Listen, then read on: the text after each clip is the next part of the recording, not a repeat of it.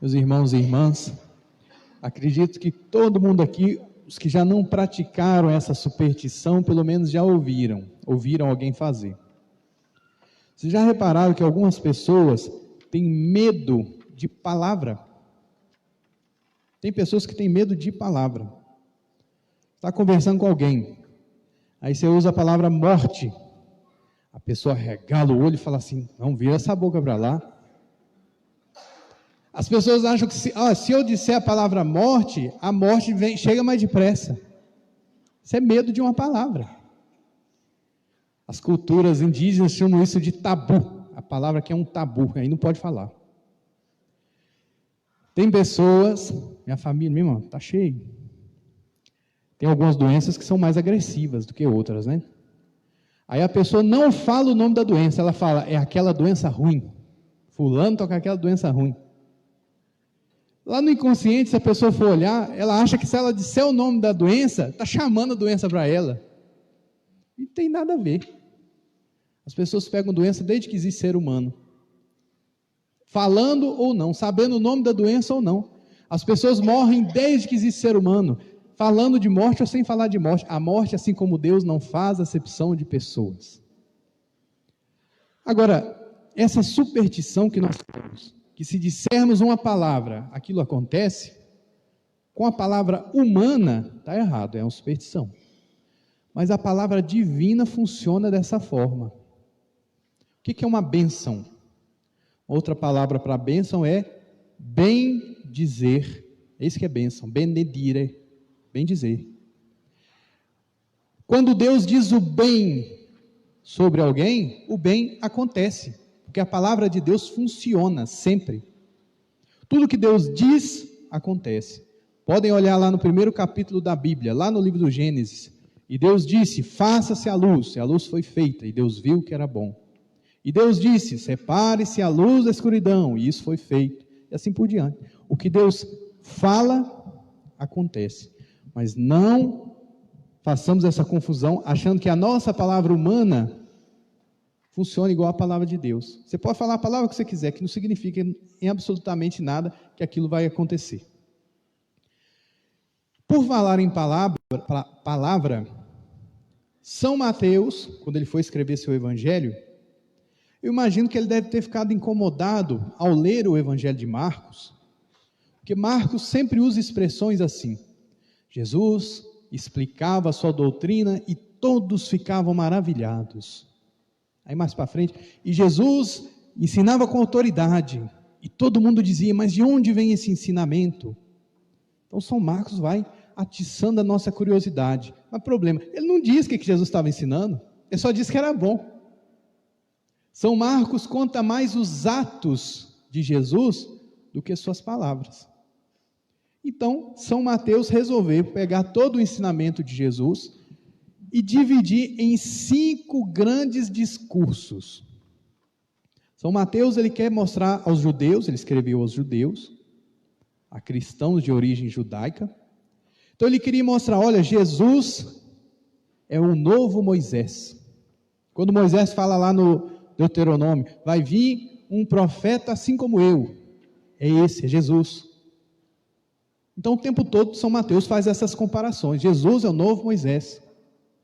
Moisés, para conceder o dom da lei, ele não subiu no alto da montanha? Qual que é o primeiro sermão de Jesus? O sermão da montanha. Então, Moisés não escreveu 5 livros, é o Pentateuco, Gênesis, Êxodo, Número, Levítico, Deuteronômio. Então, Mateus vai pegar o ensinamento de Jesus e vai colocar em 5 grandes discursos. É a nova lei de Deus, é o ensinamento de Jesus. O primeiro, o sermão da montanha. O segundo, é o sermão da missão. O terceiro, que nós começamos a ouvir hoje, é o sermão das parábolas. O quarto é o sermão da igreja, em que ele fala sobre o perdão, sobre a reconciliação. E o quinto é o sermão do juízo final, que ele fala sobre o fim dos tempos. Então comecemos nesse terceiro grande sermão de Jesus. Ele vendo as multidões, ele vai para a barca e começa a ensinar. E aí ele fala em parábolas. Aqui de São Mateus, disse-lhes muitas coisas em parábolas. Mas dessas muitas coisas, São Mateus vai selecionar 7. É o número da perfeição. Então, São Mateus vai expor para nós 7 parábolas. Só que no início ele quer explicar por que Jesus falava em parábolas. Jesus falou, e o povo não entendeu nada. Os discípulos olhavam a cara do povo, o povo está lá assim, parecendo que dava até cheiro de queimado, de tanto neurônio queimando, o povo pelejando para entender e não entendia. É semelhante a uma história que eu escutei lá na Bahia, lá no sertão da Bahia, quando a gente foi fazer missão. O rapaz que me acolheu lá na casa dele contou que uma vez vieram uns missionários, aí a avó dele é fiel ali, tudo quanto era missa, sermão, tudo que tinha ela ia. Aí, chegando lá do sermão do padre, ele perguntou: vó, como é que foi lá? Teve bom? Aí a avó dele falou assim: nossa, coisa mais linda, padre fala bonito demais. Mas eu não entendi nada.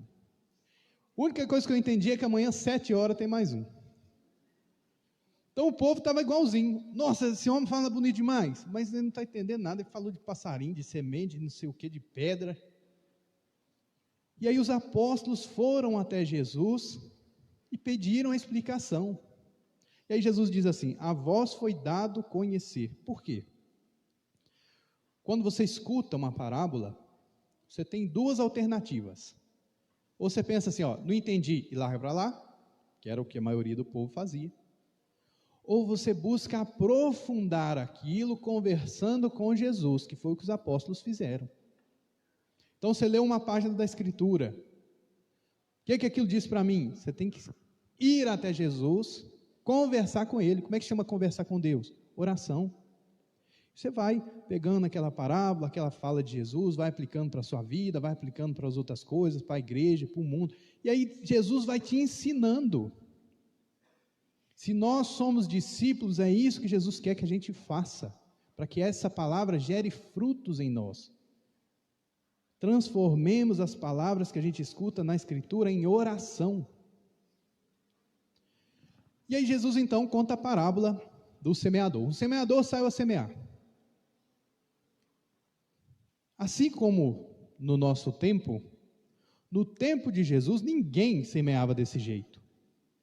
Imagina que você vai plantar uma semente lá na sua casa. Como é que você faz? Você vai lá na loja de ração, compra o saquinho de semente e sai jogando para a rua fora, joga um cado nas pedras, joga um cado no espinho, aí você chega lá na sua casa, joga um cado na terra, joga um cado no cimento, no concreto. É assim que planta? Não, ninguém planta assim. Primeiro você tem que preparar a terra, aí você põe um adubo, aí você põe lá calcário, para dar força. Depois que está tudo preparadinho que você planta.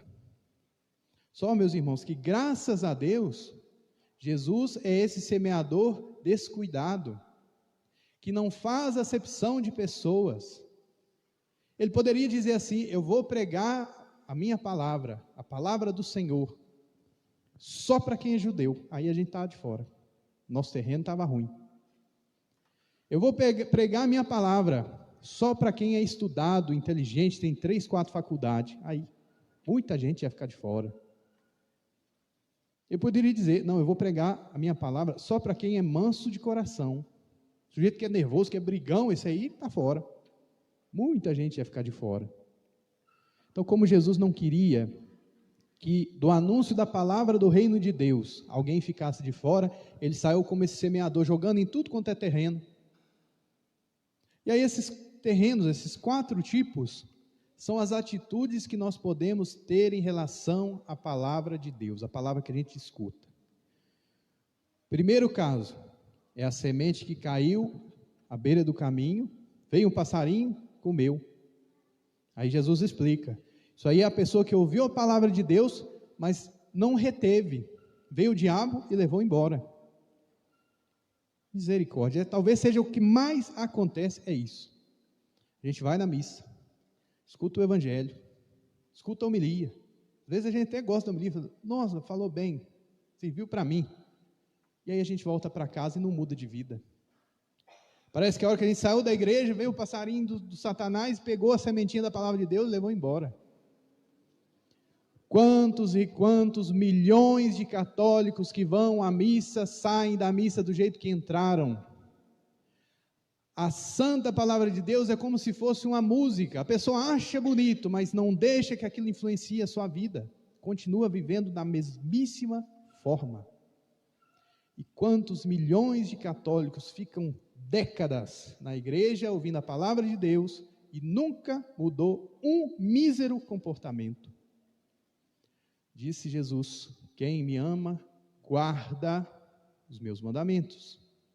Disse Jesus: aquele que colocou a casa sobre a rocha é quem ouve a palavra de Deus e põe em prática.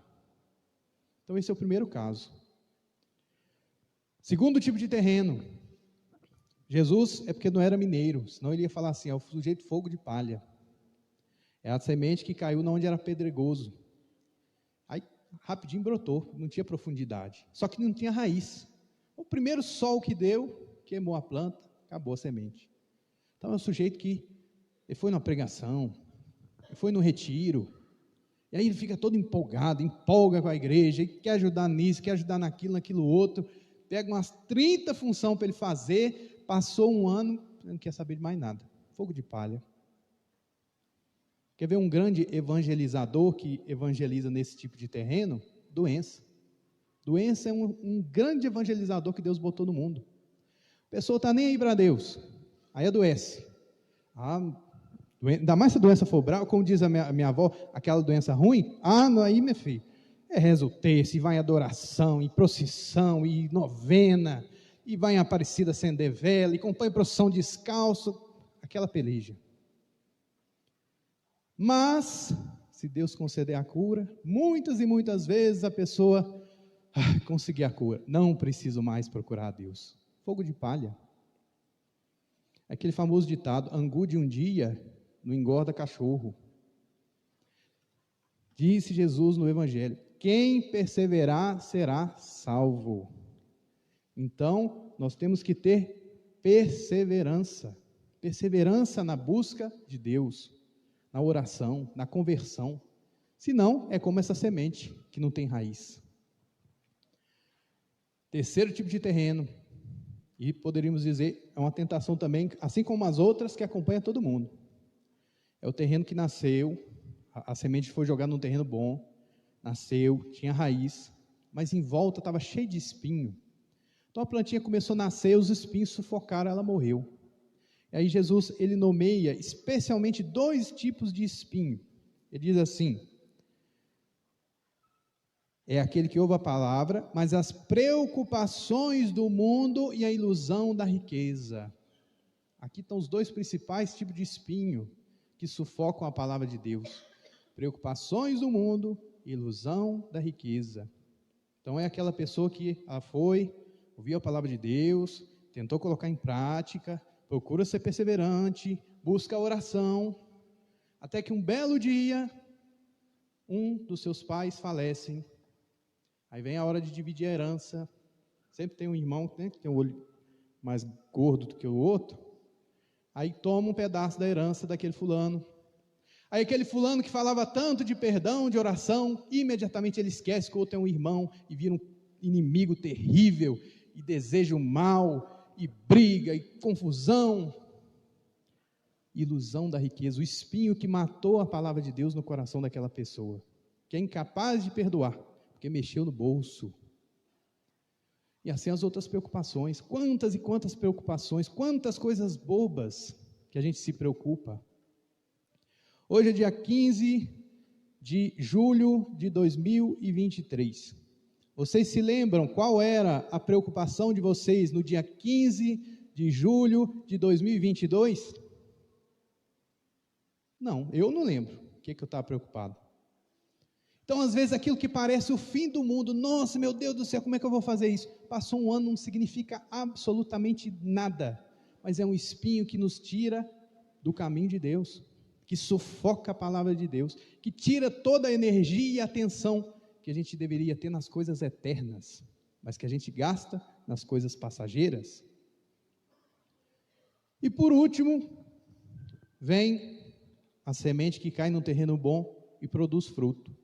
Então nós temos aqueles grandes santos, um São Francisco, um Santo Antônio, um Padre Pio. Eles aí produzem 100. Eles entregaram tudo a Deus, e aí Deus faz grandes coisas com eles. Tem aqueles santos que a gente poderia dizer de segunda ordem, também são gloriosos no céu, produziram 60. E tem aquelas pessoas piedosas que foram fiéis a Deus, de oração, que produziram 30, também vão ser felizes no céu, porque Deus é generoso com todos, e tem santos de diversos tamanhos, de diversas glórias no céu. Agora, meus irmãos, como que a gente faz para a palavra de Deus sempre cair em terra boa? Vou ensinar para vocês qual que é a enxada para tirar os espinhos e as pedras, e qual que é o adubo para essa semente crescer bem. A enxada chama-se penitência. Se nós concedemos ao nosso corpo tudo o que ele quer, nós nunca seremos disciplinados. Sem penitência, a gente vai ser pouco perseverante, é a pedra que mata a planta sem raiz, ou o espinho das preocupações que vão sufocar a nossa fé. Então, penitência. E o adubo, o grande adubo que faz essa planta crescer rápido, dar muito fruto, chama-se oração. Sem essas duas coisas, é difícil que a semente da palavra de Deus caia em bom terreno. Então, meus irmãos e irmãs, glorificando a esse nosso Deus, que semeou entre nós a sua palavra, professemos a nossa fé. Creio em Deus Pai,